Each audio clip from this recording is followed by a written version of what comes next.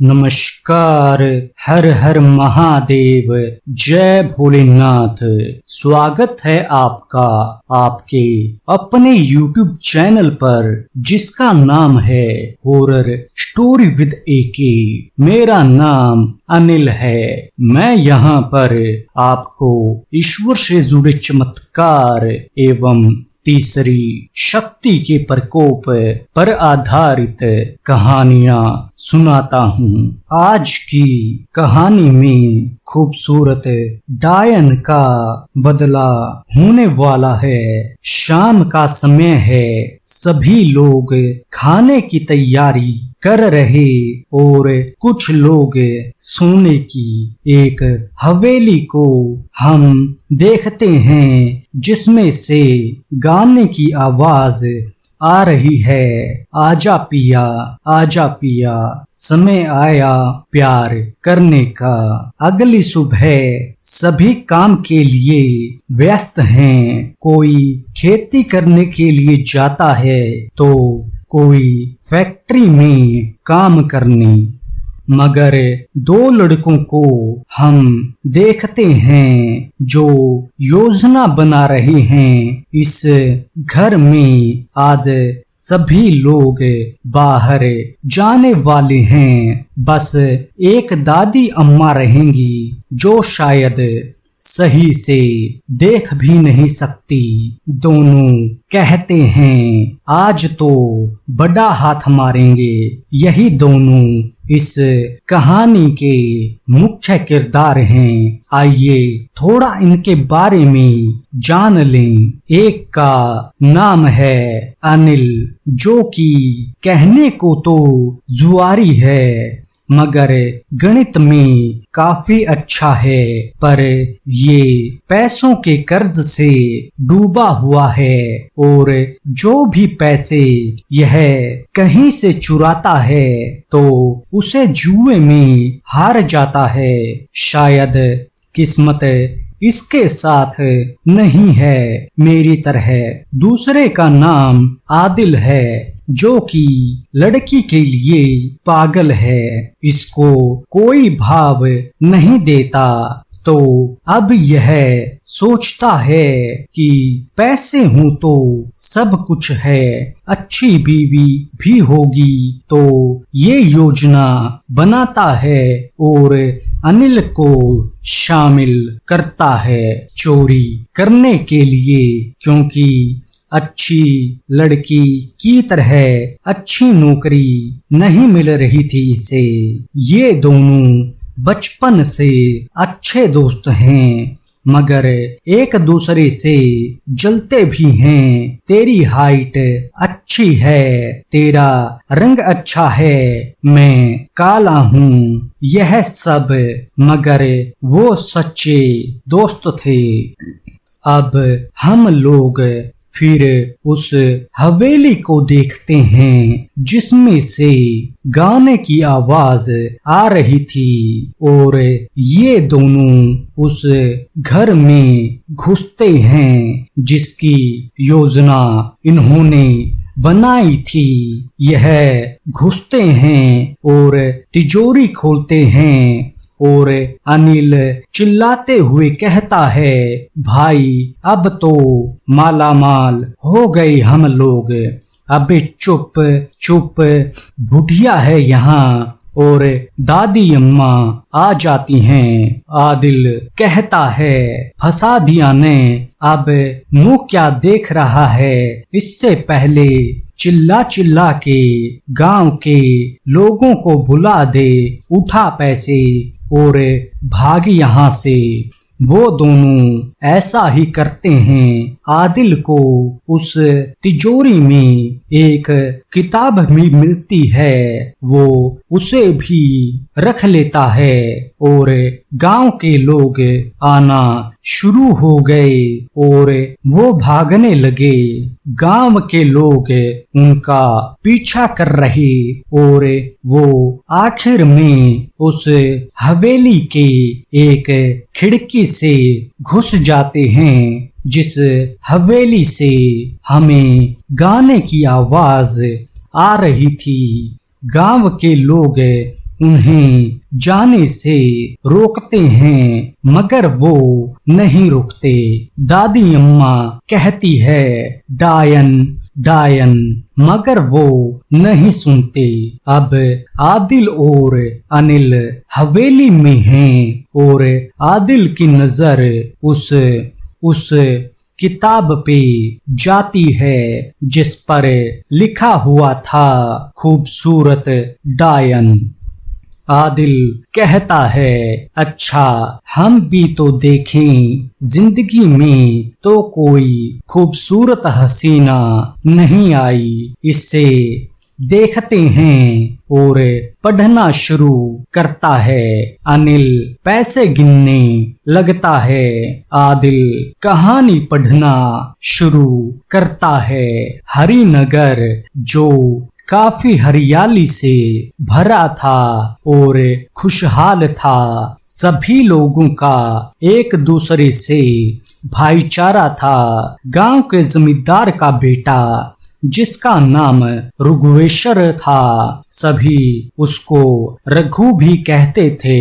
वो एक बार गांव में टहलने के लिए निकलते हैं और उनकी नजर एक लड़की पर जाती है। वो उन्हें काफी अच्छी लगती है। वो काफी ज्यादा खूबसूरत थी और वो यह बात अपने पिता को बता देता है और उनकी शादी भी हो जाती है, क्योंकि जमींदार बहुत अमीर थे और उनके पास बहुत जमीन थी। अब कुछ दिन उनकी जिंदगी सही चलती है, मगर हम एक रात को देखते हैं वो लड़की जिससे रघु ने शादी की थी, उसका नाम राशिका है। वो रघु के सोने के बाद आधी रात को घर से निकलती है और एक पेड़ के नीचे जाकर बैठ जाती है और राक्षस के देवता की पूजा करती है और उन्हें खुश करने के लिए वो अपने हाथ को काट लेती है और खून काफी समय तक बहता रहता है। ऐसा वो काफी दिन तक करती रही और एक रात रघु उठता है और अपनी पत्नी राशिका को कमरे में नहीं दिखने पर वह घर से बाहर निकलता है तो एक पेड़ के नीचे राक्षस की पूजा करते हुए देखता है और हाथ को काटते हुए वो कुछ नहीं समझ पाता यह क्या हो रहा है, किसी को पता न चले। वो वापस घर में आकर सो जाता है और सुबह होते ही वो सब कुछ अपनी पत्नी के बारे में पता करता है तो उसे पता चलता है कि उसकी शादी पहले ही हो गई थी, मगर कुछ रोग के कारण उसके पति की मौत हो गई बहुत जल्दी और राशिका उसे काला जादू आता है। रघु कहता है अरे अरे यह क्या हो गया, काला जादू करने वाली से शादी कर ली। अब उसे इस विधि के बारे में पता चलता है। काला जादू 1 महीने तक जिससे राक्षस को खुश करना और एक बलि देने पर किसी को भी जिंदा किया जा सकता है, तो वह समझ जाता है उसके पति जिंदा हो सकता है और वो यह सब अपने पति के लिए कर रही है। रघु कहता है अरे कहीं यह मेरी तो बलि नहीं देने वाली। रघु अपने पिता को यह बात बताता है यह सब बात जानकर उसे मारने को कहता है। रघु और उसके पिता तैयार हो जाते हैं उसका कत्ल करने के लिए, नहीं तो वो कब किसकी बलि ले ले कुछ कहा नहीं जा सकता। वो दोनों उसे मार देते हैं, मगर वो मरने से पहले कहती है, मैं तुमसे शादी नहीं करना चाहती थी। तुम्हारे पिता ने मुझ पर जोर दिया और कहा इस गांव से बाहर निकाल दूंगा। मेरे पति की आखिरी याद थी, वो घर उसे तोड़ना चाहा तुम्हारे पिता ने, इसलिए मैंने की शादी तुमसे, मगर अब नहीं बचोगे तुम दोनों। और इससे ज्यादा वह कुछ बोलती कि रघु का पिता एक खंजर से उसे मार देता है।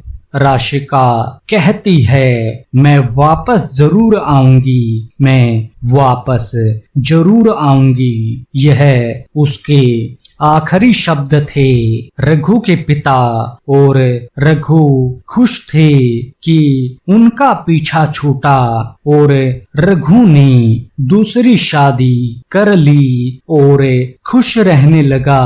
कुछ हफ्ते के बाद गांव में सभी लोग मरने लगे और धीरे धीरे पूरा गांव खाली होने लगा। सबकी मौत उस रोग से हो रही थी जिससे राशिका के पति की मौत हुई थी। जमींदार समझ जाता है, वो आ गई, सभी लोगों को वो डायन मार देती है। पूरा गांव वीरान हो जाता है। अब वो दूसरे गांव की तरफ जाती है, मगर दूसरे गांव में एक बाबा थे जो कि काफी विद्वान थे। उन्होंने उस डायन का पता लगाया और उस जमींदार की हवेली में कैद कर दिया और एक धागे से पूरे घर को बांध दिया और हरिनगर का नाम कृष्ण नगर हो गया और फिर से इस गांव में लोग रहने लगे। अब आदिल कहता है, क्या यह सच थोड़ी है, मगर हवेली के अंदर से आवाज आती है, सच है ये। अनिल कहता है, क्या हो रहा है? आदिल बोला, अबे ये डायन है, मगर कोई नहीं, मैं इससे प्यार करूंगा क्योंकि बाहर तो मुझे कोई प्यार नहीं करता।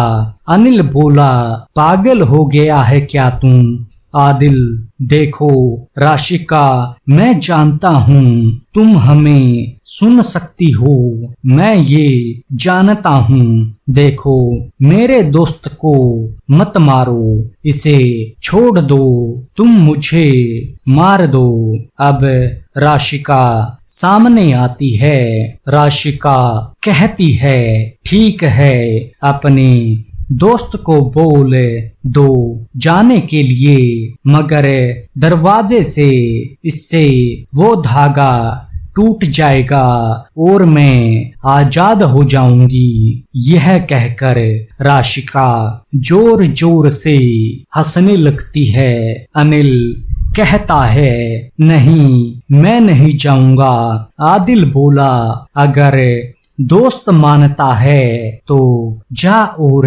यह चिट्ठी मेरी माँ को दे देना और तुम भी पढ़ना। बहुत जिद करने के बाद अनिल मान जाता है। अनिल कहता है, ठीक है, मगर तुम मेरे दोस्त को मत मारना। वो बाहर जाता है और उसमें लिखा था, अगर इस डायन से पीछा छुड़ाना है तो कोई ऐसा बच्चा जो 10-15 दिन का हो उसका कुछ खून की बूंद ले आ और इसकी मांग भरनी होगी। अब हवेली में राशिका कहती है, बहुत भोले हो तुम, मैं तो अब आजाद हो गई, यहाँ से अब तुम्हें मार दूंगी और तुम्हारे दोस्त को भी देखो थोड़ी देर बाद मार दूंगी। आदिल कहता है, मुझे थोड़ी देर बाद मारना, क्योंकि मुझे अपनी माँ को याद करना है, थोड़ी देर बाद मार लेना मुझे। राशिका बोली, जैसी तुम्हारी आखिरी इच्छा, अब समय हो गया है। और राशिका आदिल को हवा में उठाती है और तभी अनिल आ जाता है। आदिल को खून के बूंद का पैकेट फेंकता है और आदिल उसके मांग के पास ले जाकर उस पैकेट को फाड़ देता है और खून की बूंद से उसकी मांग भर जाती है और आदिल नीचे गिरता है। अब अनिल कहता है, तुझे ये कैसे पता था कि इसकी मुक्ति ऐसे होगी? मैंने किताब पढ़ी, उसमें विद्वान बाबा ने लिखा था अगर इसकी मुक्ति हो सकती है तो ऐसे ही होगी जिसमें पाक खून हो, और पाक खून एक बच्चे का ही होता है जिसमें कोई लालच नहीं, बस प्यार हो। अब वो दोनों पैसे लेकर वहां से निकल जाते हैं। कहानी यहीं पर समाप्त होती है।